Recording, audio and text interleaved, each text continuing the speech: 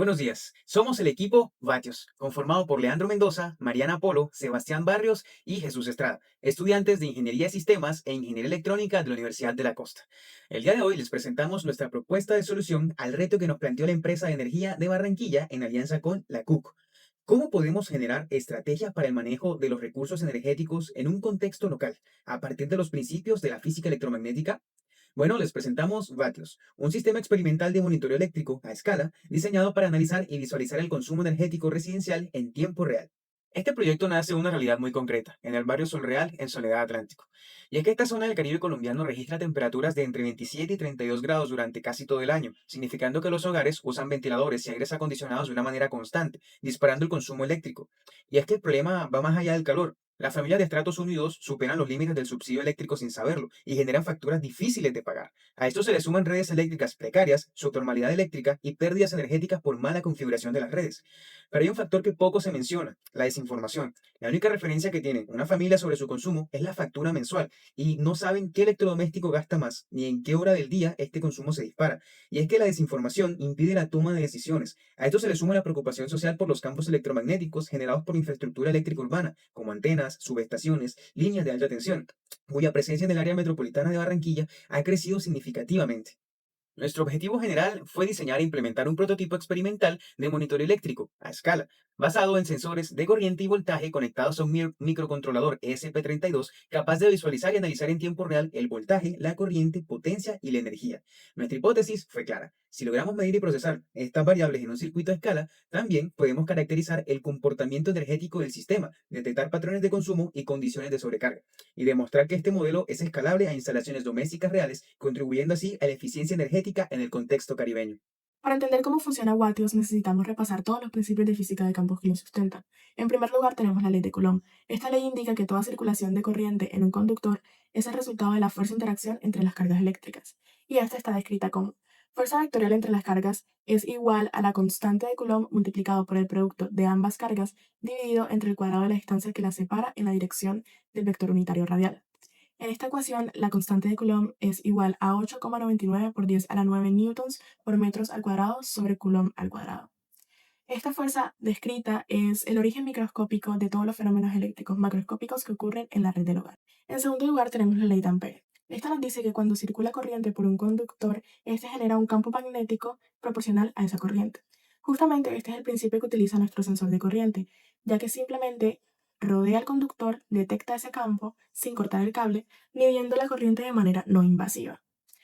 Este principio también fundamenta la preocupación que se tiene por la exposición a campos electromagnéticos en zonas urbanas densas. También tenemos el efecto Joule, que nos dice que la corriente que fluye en un conductor con resistencia genera una disipación de calor proporcional al cuadrado de la corriente, y se expresa como potencia disipada en calor es igual al cuadrado de la corriente por la resistencia.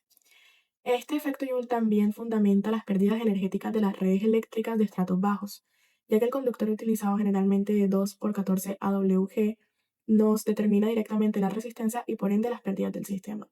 También usamos la ley de Ohm, que nos dice que el voltaje a través de un conductor es igual a la corriente que lo atraviesa por su resistencia.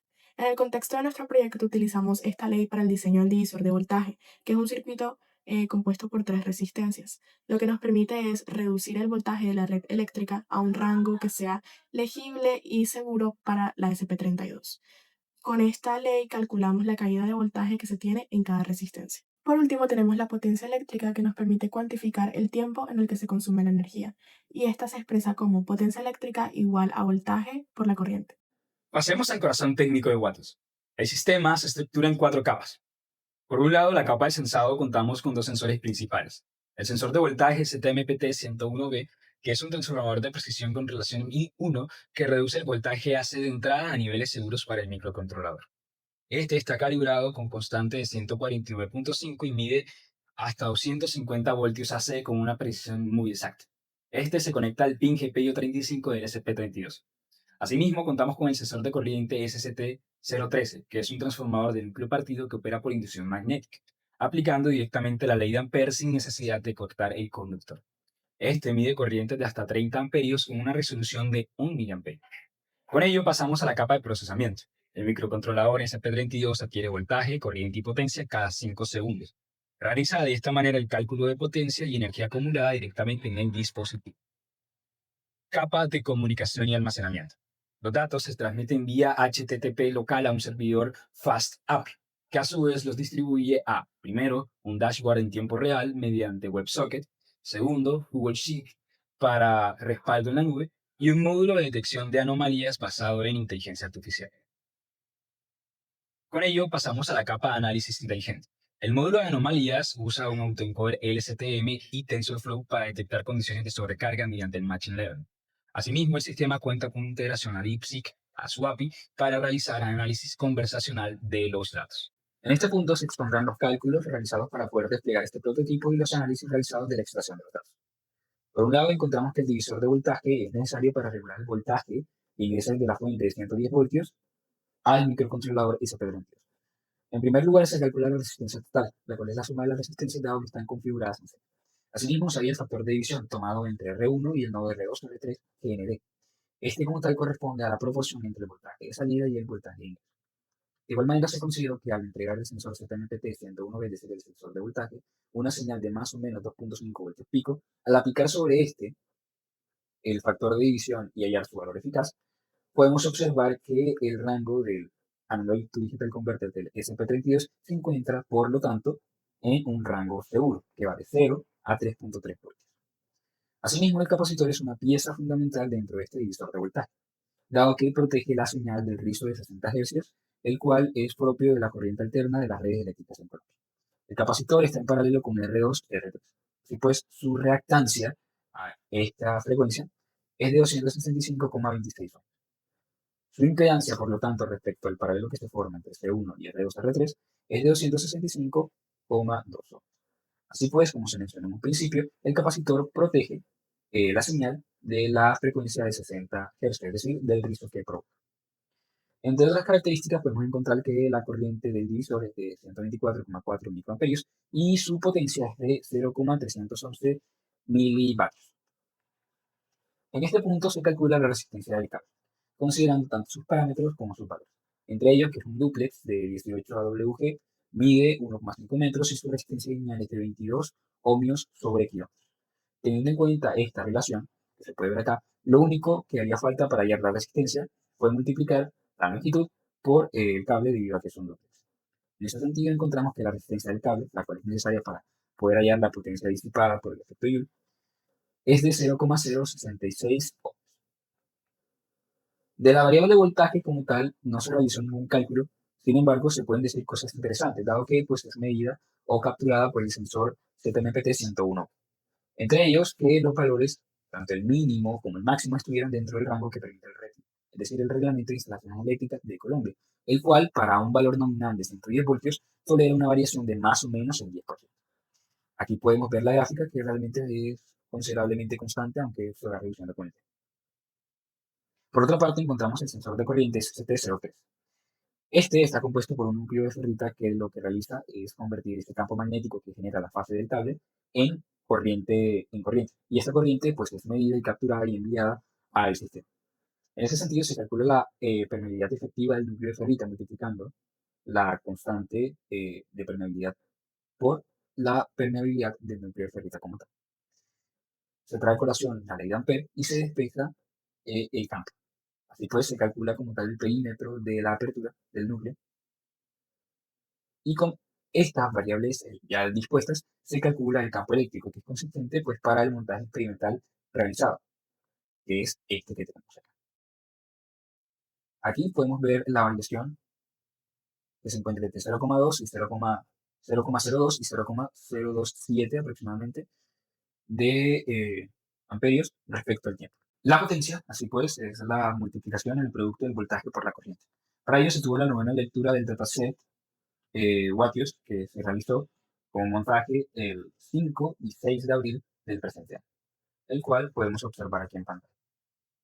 Este capturó una corriente de 0,0226 amperes y un voltaje de 110,51 voltios. Al multiplicarlo podemos observar que la potencia corresponde al valor calculado de 2,53884 vatios. De igual manera, la energía acumulada se calculó utilizando la novena y décima fila. que presentan estos valores, como se puede observar en pantalla. Para validar el cálculo que se realizó y el factor de potencia, que es de 3,6 por 10 a la 9, dado que el sensor captura en milivatios por segundo, se trajo a colación estas dos medidas, se calculó la variación del tiempo, se utilizó la relación fundamental previamente expuesta y se calculó la variación de la energía. La variación de la energía sumada con la energía correspondiente a la novena lectura, su suma da efectivamente la lectura de la décima fila, como se puede observar en pantalla. De esta gráfica, al ser energía acumulada, se espera que sea considerablemente lineal y que nos ayude a calcular los costos que representan para la vivienda en un prototipo más adelante. En cuanto a la potencia disipada, para su cálculo manual se empleó de igual manera la novena lectura cuyos valores ya conocemos. Se puede decir que este gráfico depende considerablemente del cuadrado de la corriente en dicho punto. Asimismo, se tuvo en cuenta la resistencia calculada para el cambio. Aquí podemos validar que el valor corresponde al calculado manual. De la interpretación de los datos, el análisis por hora, se tiene que desde las 17,28 horas a las 18,28 horas se puede observar un mayor voltaje, una mayor corriente, una mayor potencia y un mayor efecto. A medida que avanza el tiempo, precisamente en estas dos franjas de hora, se observa una disminución, es decir, una transición a un régimen de mayor demanda caracterizado por la caída de tensión. A partir de las 20 horas hasta que finaliza, digamos, el montaje, podemos observar cómo esto se estabiliza tanto como corriente, como potencia y las demás variables asociadas. Los resultados del prototipo validan nuestra hipótesis. El sistema Batius demostró ser capaz de identificar patrones de consumo con actualización cada 5 segundos, detectar condiciones de sobrecarga mediante el autoencoder LSTM antes de que se convierta en un problema de la factura y visualizar en el tiempo real el comportamiento de voltaje, corriente, potencia y energía acumulada en el dashboard web.